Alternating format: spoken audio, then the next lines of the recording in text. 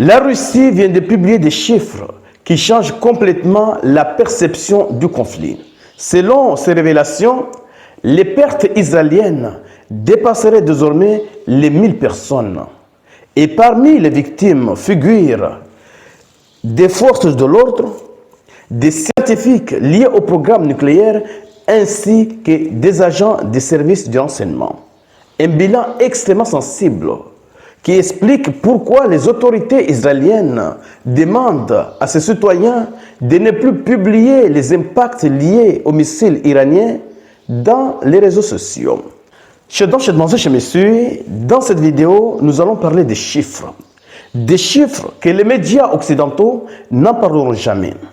Mais avant d'aller en profondeur, avant de vous donner les détails, partagez cette vidéo pour faire en sorte que ceux qui ne sont pas encore abonnés puissent également bénéficier de ces informations. Et si vous ne faites pas partie de la communauté, il est temps de cliquer sur le bouton suivre pour rejoindre votre communauté. Allons-y directement dans les détails. Que disent les sources? Selon les services du renseignement russe, la riposte iranienne a coûté la vie à 6 généraux israéliens, 32 agents du Mossad, 70 du Shin Bet, le service du renseignement intérieur, et le Mossad est le service du renseignement extérieur, 11 scientifiques nucléaires, ainsi que 198 officiers de l'armée de l'air.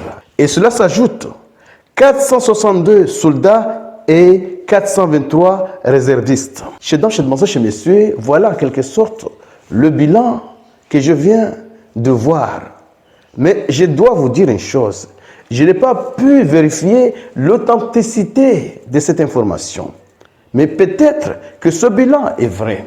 Mais que les Russes ont fait exprès de ne pas publier ces informations dans leurs médias officiels comme TASS, etc. Donc, je voulais vous assurer sur ce cas. Mais je vais vous dire une chose.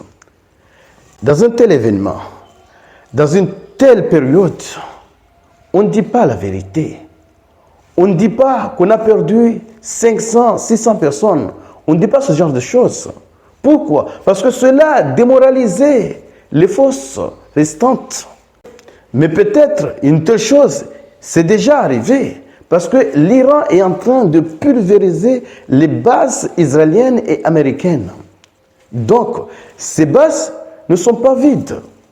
Comment se fait-il que l'Iran arrive à frapper ces bases et on ne dit pas ce qui s'est passé?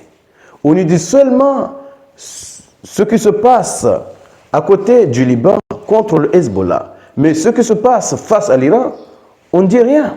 Oui, bouche bée. Oui, chez messieurs, l'heure est grave. L'heure est très très grave côté israélien.